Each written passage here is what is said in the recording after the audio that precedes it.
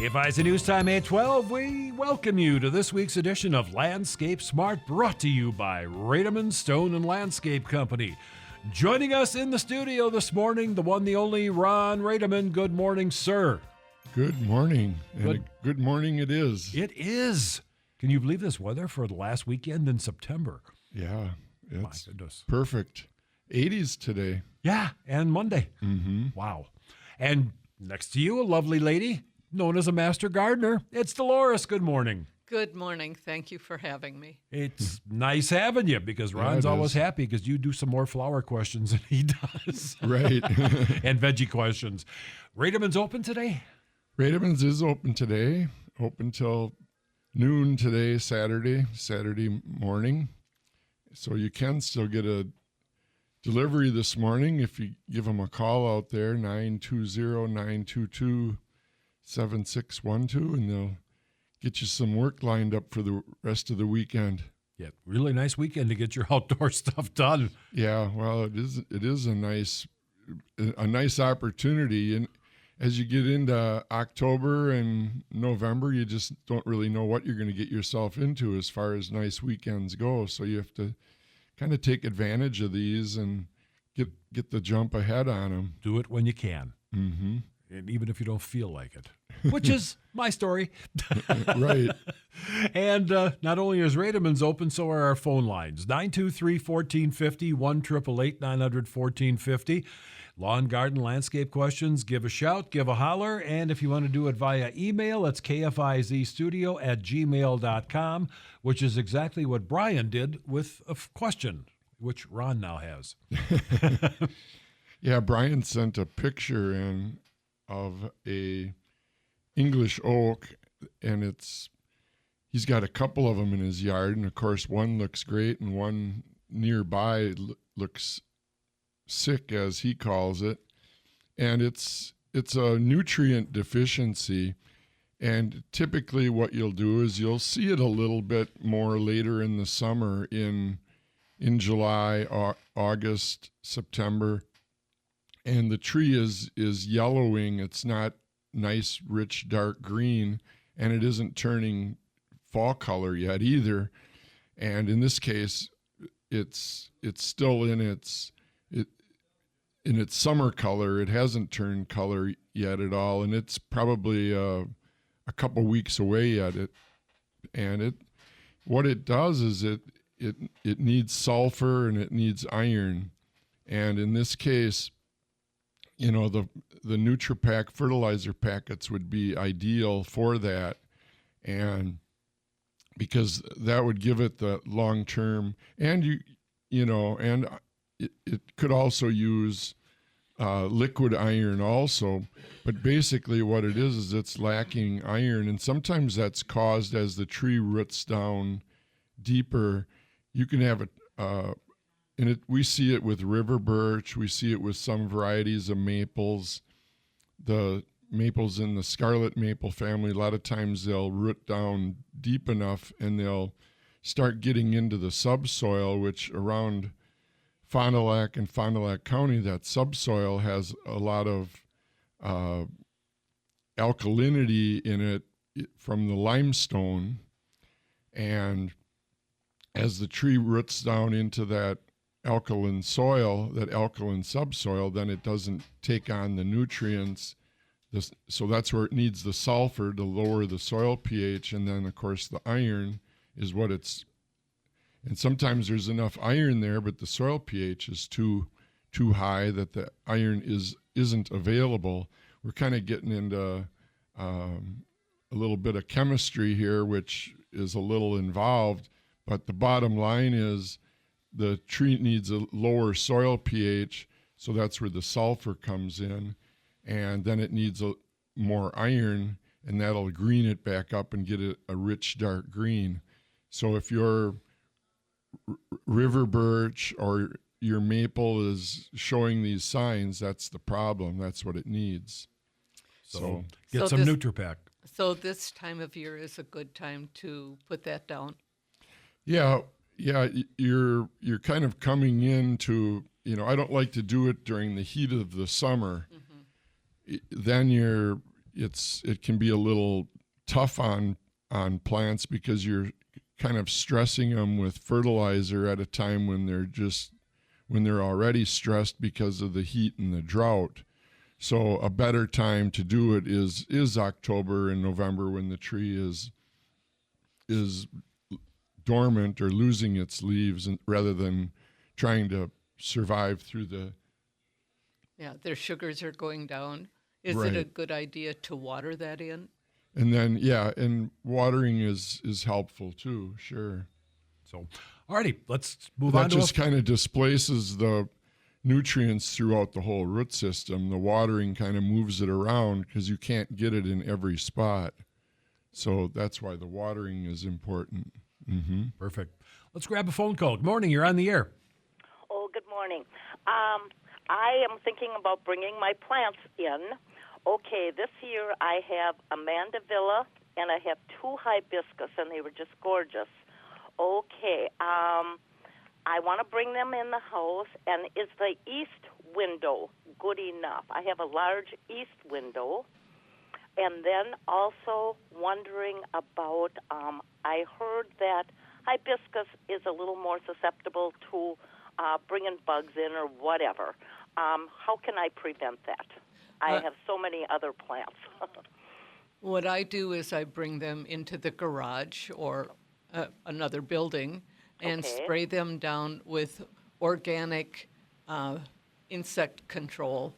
And Okay. that's just made out of potassium, if you look at the labels. So it's really not going to hurt the plant. All it's going to do is add some fertilizer to it. But you have to look for bugs on that hibiscus. Yes. And if that doesn't kill it, you might have to spray it again in 2 weeks. So Okay. when you bring in hibiscus, that change in temperature is a big shock to them, and they lose a lot of leaves. Oh, they do. Yes. Okay. So Will the mandevilla also lose a lot of leaves? I'm not sure, but I know the hibiscus does. Okay. And don't worry about it. That's just what it does, and then it gets new indoor leaves. Okay. Would I be able to? I have a very wonderful cold upstairs. It's with the kids not there anymore.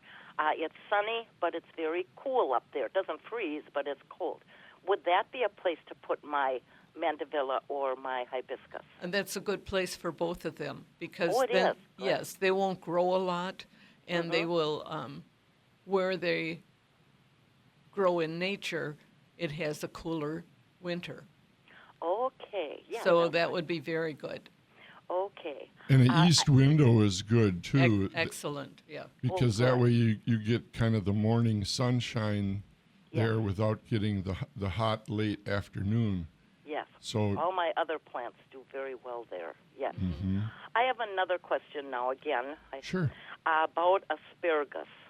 Okay, when is the time to cut my asparagus down? There's lots of weeds and grass and everything in there. Okay, tell me about that again. I never cut it back. Okay, but I have to do something. It's not good. Well, This is actually a great time to spray if you've got a lot of like grassy weeds in there. I do. It would be a good time. What you could do at this time of year is spray it with cleanup, and that'll kill out all those, like the quack grass. And this middle of September, end of September is an ideal time for that. And even if you get some on some of the stems, it's okay. And if you get it on, or you could spray it and then just cut those stems off, because obviously but you'd spray it first, spray it with the cleanup first, and then after, an hour after you're done spraying, then go out and cut the stems off, because that way it wouldn't be able to intake the chemical. Okay, are you saying then I can cut my asparagus down, the whole, it's a mess, and I want to just, there's so many weeds and grass in there. Yeah, see, that would be ideal.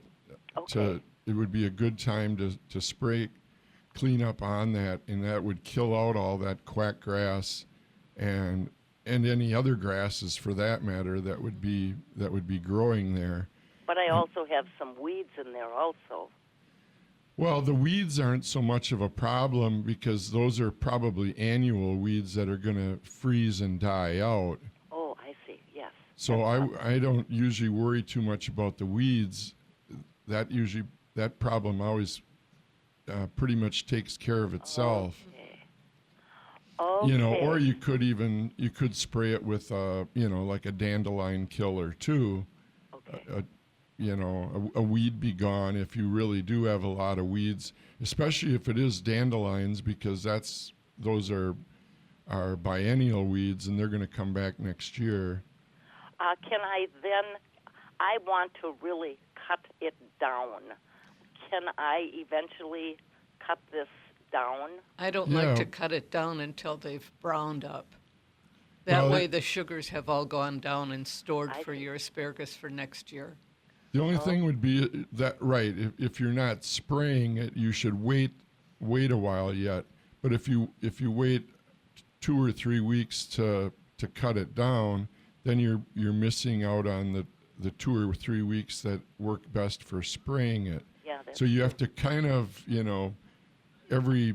if you spray it, then you want to cut it out, now, which is actually, like Delores said, a little early, typically. Yeah. If you can wait a few more weeks, if you're not spraying it, then wait a few more weeks. But in your case, if you're spraying it with a weed killer, then you want to cut those stems out of there because that could intake the chemical. Yes, that's what I'm thinking. So, okay, thank you very, very much. All righty. Appreciate the call and good luck with the project. 923-1450, the number, and it's break time. All right, we'll take a break. We can talk about asparagus a little bit when we come back, too. We'll elaborate on that a little bit. Rademann's open today until noon, Monday through Friday till 4:30, and you can still get a delivery, 920-922-7612, or stop on out just 3 miles south of Fond du Lac, and then east on County B, a quarter mile. KFIZ News Time, 8:26. We are back. Landscape Smart, brought to you by Rademann Stone and Landscape Company. If you want to email a question, it's kfizstudio@gmail.com. Lines are open for you, 923-1450, 1-888-900-1450. And Asparagus 102 is brought to you by Ron Rademann. Well, I was just going to say, you have to kind of decide on your own, are the weeds more of a problem, because if you do cut back your asparagus, if you spray the weeds, you'll probably have a better asparagus patch next year, even if you do cut it back a little bit early, because then it doesn't have the competition of the weeds and the grass. So, but you can't really have both. If you let it go so long that it's turning yellow, which is what, ideally you wouldn't cut it back, or you just wait a while to cut it back. And like Delores says, she likes to keep it up, and that way it kind of catches snow and protects the crown a little bit. And you could, the other thing you could do is add some mulch. Mulching it's never the wrong time to add mulch, especially to asparagus, because if it ends up a little extra mulch in there, that just makes it that much better. Mm-hmm. So if you kill those weeds off and cut the asparagus back and then add 2-3 inches of mulch, and you could use most anything there. You could use grass clippings, you could use leaves, you could use wood chips, or buy a bag of mulch, or stop out to Rademann's and pick up some mulch, too. You don't need much for it depends how big your asparagus patch is, I guess, but a couple inches of mulch is always helpful on asparagus, no matter what time of year. If you don't cut your asparagus back, it'll catch some of the leaves for a mulch. And I put down cypress or cedar mulch because the bugs, insects do not like it. And so that's what I use, and try not to use a colored mulch on your vegetables. Good point, Delores. Yeah. Yeah, the colored mulches are dyed, so that's not necessarily what you want to use around vegetables. Edibles. Right.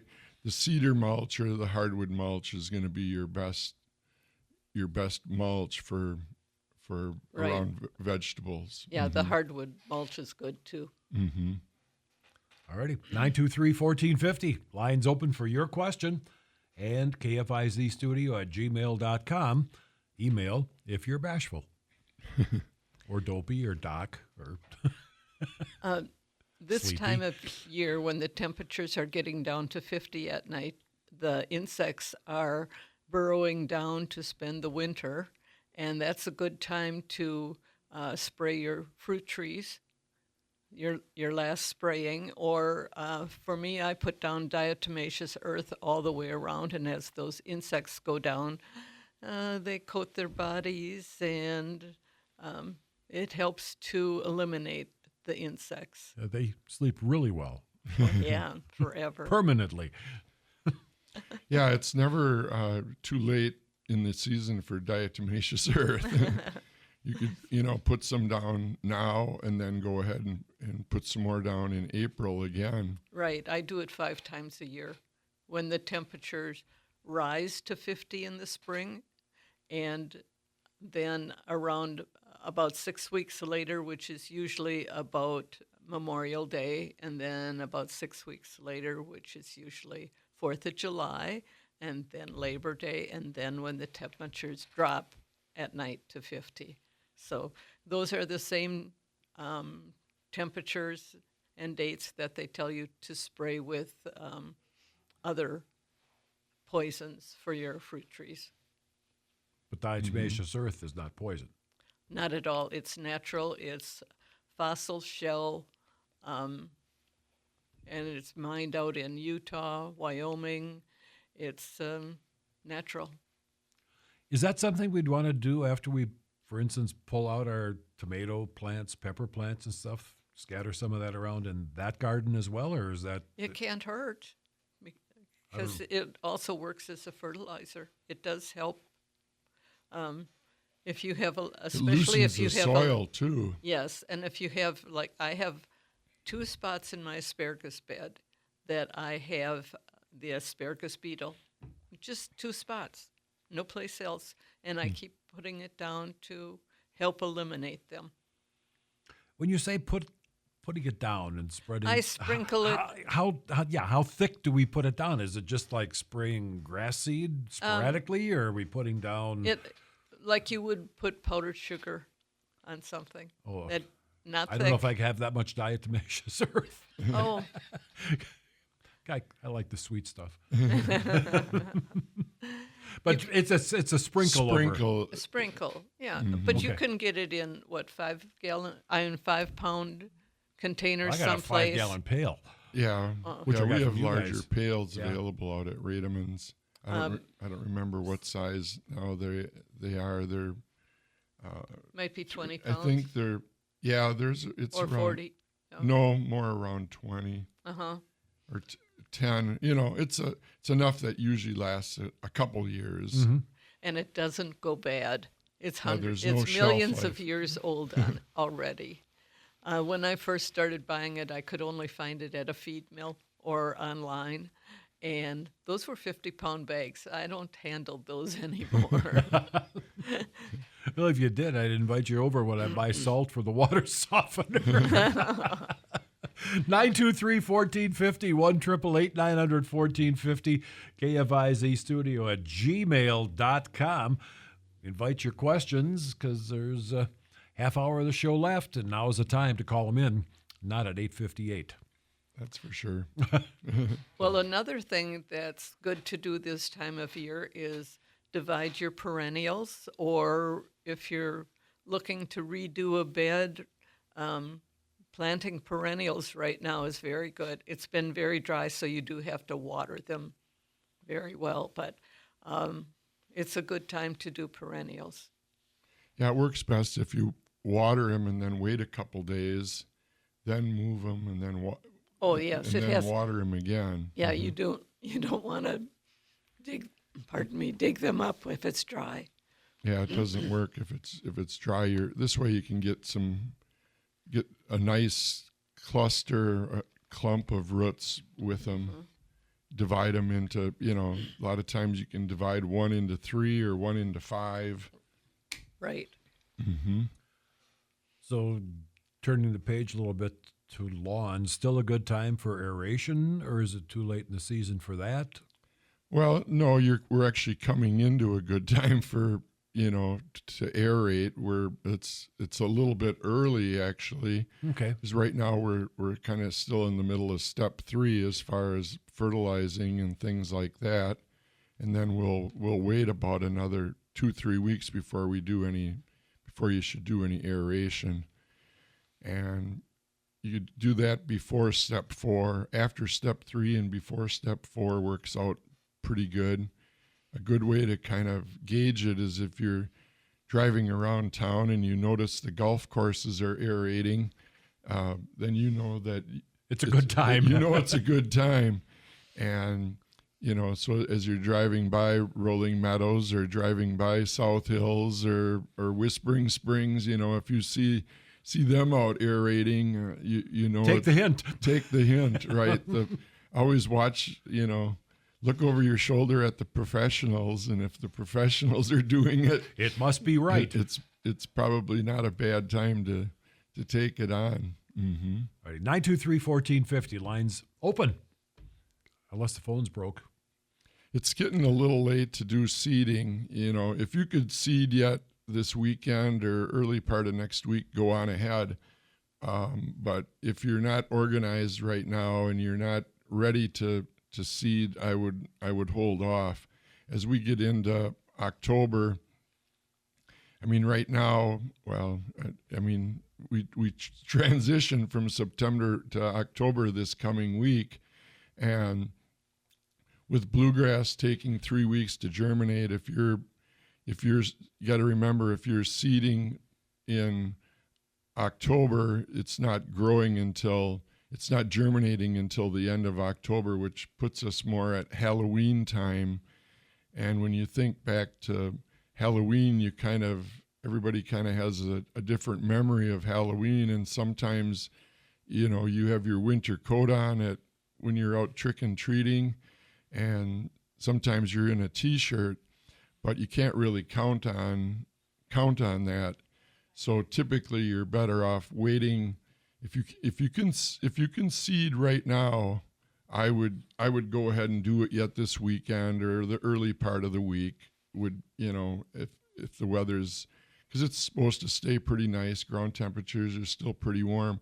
But if you can't get it done like this weekend or early next week, then I would hold off and just wait it out, because it never really turns out well, and you'll end up doing reseeding or redoing a lot of areas, patches, if you try to do it into October. It just never really works out well. So procrastination is done. Do it. Right. Do it or lose it. Right. Do it this weekend or otherwise forget it. All right. I still got a couple of patches. I suppose I know what I'm going to be doing today or tomorrow. Talking about seeds, right now is a really good time to check out your flowers, and especially the native plants, to see if their seeds are drying up, and you can save them in paper bags. And our master gardeners have a seed library where you can get seeds at our plant sale or some of our other events, but we pick the seeds now and we stratify them, which means keeping them cold for 6 to 8 weeks in the winter, and then plant them in the spring. But a lot of people don't understand that these perennial seeds that you buy, a lot of them need to be damp and cold stratified in the spring.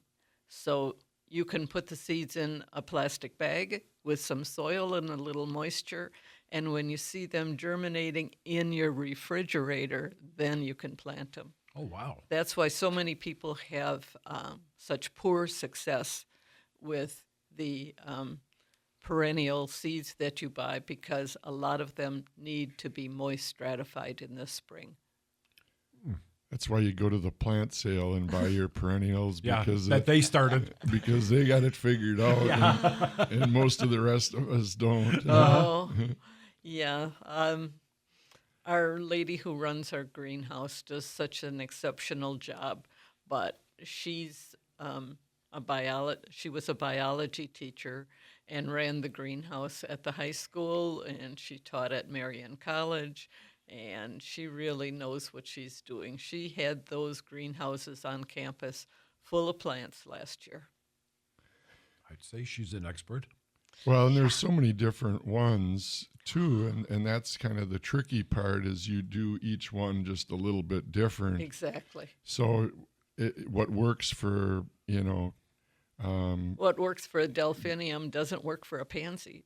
So there's your problem, is, you have to kind of experiment with each species. And I kind of like your idea. Go to the plant sale in spring. And you can always ask us questions, because our answers are learned answers. We've been doing this a long time. What do you do with spent marigolds? You just let them fall down, the brown ugly things, or do you clip them off, or save? What do you do with them? Oh, I have a friend who saves the seeds, and she sprinkles them in spring, and her marigold and zinnia garden is, I'd say it's about 100 by 100. Nice piece. And what's really cool is her zinnias keep crossing, and she has every imaginable color of zinnias. Really? She has green ones. She has purple ones. She has lavender ones. She just has every color you can imagine. It's just spectacular. Wow. I don't have that energy anymore.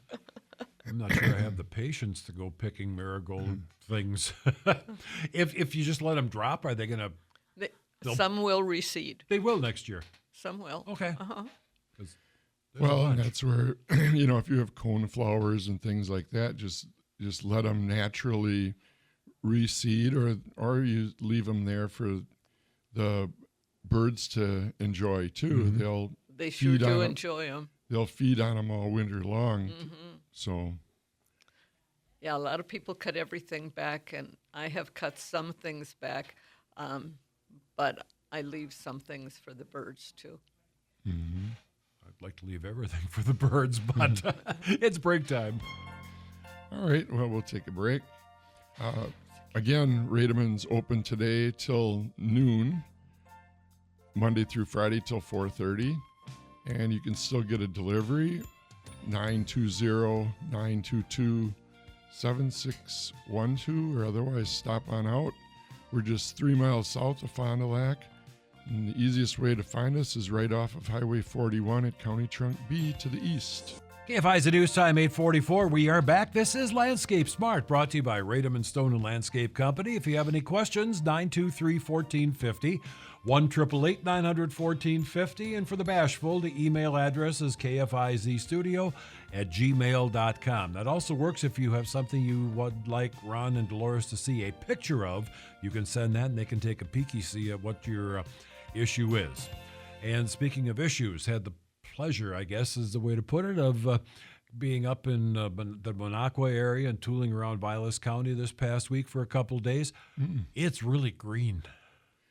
Things aren't coloring up there yet at all, huh? No, and the ferns that are normally green to nice vibrant red, they're brown along the roadsides. All righty. We have a caller. Good morning. You're on the air. Hi. I have my lawn aerated always in the fall, and then I'm always told I need to overseed, and I just am skeptical about that. And does it work? And I wish you'd talk about that. Well, if you have like bare patches, then you could overseed. If it fills in fine the way it is, and every lawn is just a little bit different. Typically, if they're aerating at golf courses, they do very little overseeding. because if you have enough other grass, if you have grass growing there, that'll fill in just fine. If you do have, is it shady or is it wet in any of those? The deal is when the people want to aerate, they want to overseed the whole lawn while they aerate. And I just didn't ever think that was worthwhile. Well, it's probably not really. It's hard for me to say without seeing your lawn, but it sounds it's probably unnecessary. Oh, that's kind of what I was thinking. I just thought I'd run it past you. Thanks a lot. I mean, it would fill in, and you'd end up with a little bit denser lawn. But, there's kind of a point of diminishing return there. Do you want to spend the extra money on the seed? But typically what I've found is if you aerate it and then you wait until early November and put a heavy step 4 on, the grasses that you have there will fill in and expand a lot easier than new grass will germinate. Because there you've got established grass that can fill in, and so by fertilizing heavy with step 4 in November, not step 4 already now, it's way too early, but waiting until, you'd aerate and then you might wait another 2 or 3 weeks before you'd put step 4 down. Because you have to wait until November to put step 4 down. Great. That sounds good. Thank you very much. And fertilizer is a lot cheaper than grass seed, and if you can expand the grasses that you have there, it works the same as planting new grasses. Works a little bit better because you have established grasses. So okay, let's move on to our next caller. Hi, you're on the air. You there? Did you hang up?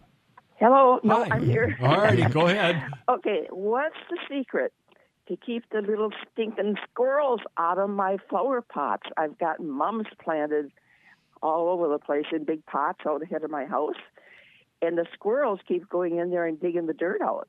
Every day I go out and I got to clean up dirt. I thought the secret would be, to just lightly sprinkle it down with water always, but no, I watered them, last night, and I go out and sweep up dirt this morning. they're probably burying acorns, and it's easier Well, sure digging. they are, but I said, what's the secret to stop it? All I could think of was buy some mesh screen and cut little circles and lay it around on the top, which I could do. It's just a lot of work, I think. Yeah, I don't have a good answer for you because they're going to pick they're digging around in those pots because it's easier. I know. It's easier digging than the hard lawn right now. But I don't want them digging in my pots. I have 6 pots full of mums. They're gorgeous. And I have some mums planted in the dirt out in the front, too. You'll probably have oak trees growing next year. Definitely. I just thought maybe there was some little idea. I don't know, should I sprinkle, pepper on top of it or something? I don't know if mothballs would work. I know some people. Karen Schneider from the next show just stuck her head in and she said she uses cayenne pepper. Oh. Yeah, I just mentioned. I wondered if maybe I should pepper it, Yeah. Yeah, that might be worth trying. Yeah. Not all rodents are I don't know if can handle the cayenne. I think it's like the chipmunks. I think they're the ones that cayenne doesn't bother. Really? Well, I'd say Nothing bothers chipmunks. I'd say it's worth a try. Cayenne's pretty cheap.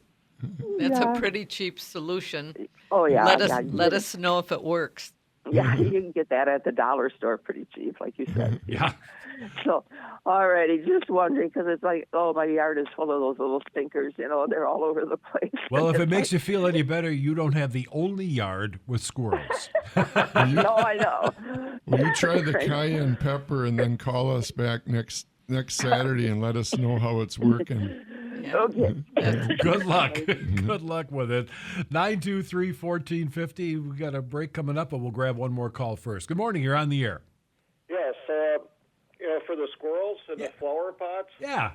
My wife used to take, those cheap plastic forks you get at the supermarkets, and you stick the handle into the dirt so the sharp prongs are facing up. They don't like getting poked, apparently. So it worked for her, so. Hey, a good tip. Yeah. Yeah, there you go. All righty. Appreciate it. Yep, I know. Thanks for the call. All righty. Let's dip into our final break. Well, you can go to the dollar store and buy cayenne pepper and forks. And, There you go. One way or another. and try half the pots with each one, and then we know which one works the best. Well, anyway, Rademann's open today till noon, Monday through Friday till 4:30. And, of course, you can stop by and visit us here. We're just 3 miles south of Fond du Lac and then east on County B, a quarter mile. And we are back, the final few minutes of this week's edition of Landscape Smart, brought to you by Rademann Stone and Landscape Company. And we've got another caller, so let's hit the phones. Good morning, you're on the air. Good morning.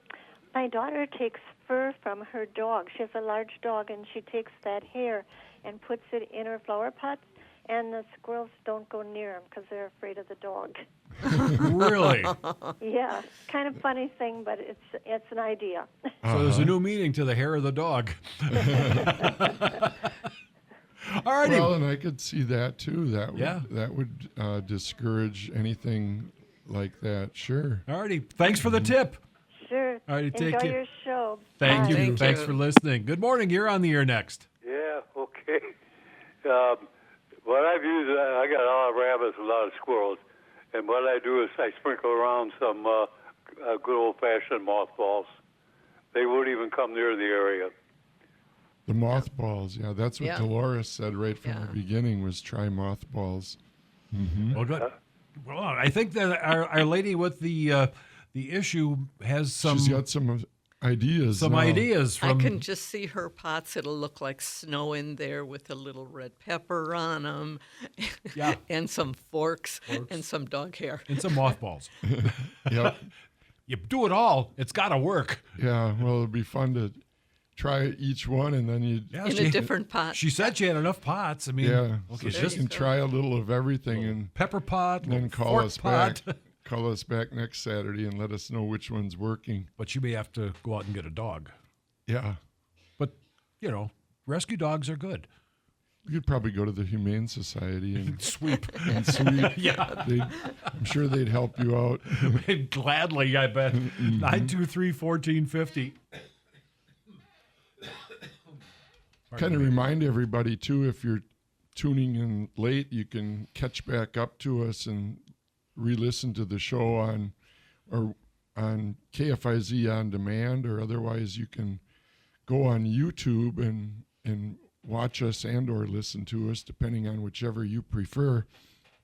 And just go on YouTube and search Landscape Smart 25, and you'll pick up on any and all the episodes from earlier this year and decide which ones you want to listen back at. So it's YouTube Landscape Smart 25. All righty, back to the phones. Good morning. You're on the air. Good morning. I was just calling to see, is it too late in the season now to trim evergreen hedges? Yeah, it's a little too late now to be trimming on evergreens. You want to be doing that more in July and July and August. If you trim evergreens at this time of year, you're gonna end up getting like tip dieback, burn, and then they'll look nice when you're done, but then a month from now they'll be all brown tips. And of course, then come spring, it's going to be brown tips too, and you're going to be tempted then to have to trim them again. And you almost have to, otherwise it takes them a while to grow back off of those brown tips. What were you going to say, I trimmed them in July, and so now they're about 6 inches, of growth on there. And so they just look bad because they're shooting way up over everything else. The only thing I trim is where it's like touching the house or touching the windows, that I don't want the wind knocking on the buildings. Yeah, because they're touching my flag, and I'm like, I want to trim that off. But so if you trim them off in the spring, trim off that brown part again. Can you just do that? Sure. Well, and if you want to, if they're like growing up into the flag or growing up against the house, you could do a light trimming on the back side just to, kind of make everything look good temporarily. But I would not do a heavy trimming of the whole plant. Let's just say selective trimming. I was thinking about just trimming off the tall shoots that have grown up from the trimming that we did in July. Mm-hmm. Yeah, it was a good growing year. So some of the times you trim like that in July, and you're tempted to trim. You almost have to trim again in September. All righty. We're out of time. Well, thank you so much. Thank you for the call. Have a great week. And we are out of time. I guess so. They're playing our song. So again, Rademann's open till noon today. You can still catch up on earlier part of the episode by tuning in to Landscape Smart on YouTube, Landscape Smart 25. Or again, Rademann's open till noon today, Monday through Friday till 4:30. All righty. Our thanks to Master Gardener Delores. Of course, our thanks to Ron Rademann, and our thanks especially to you for your calls and tips.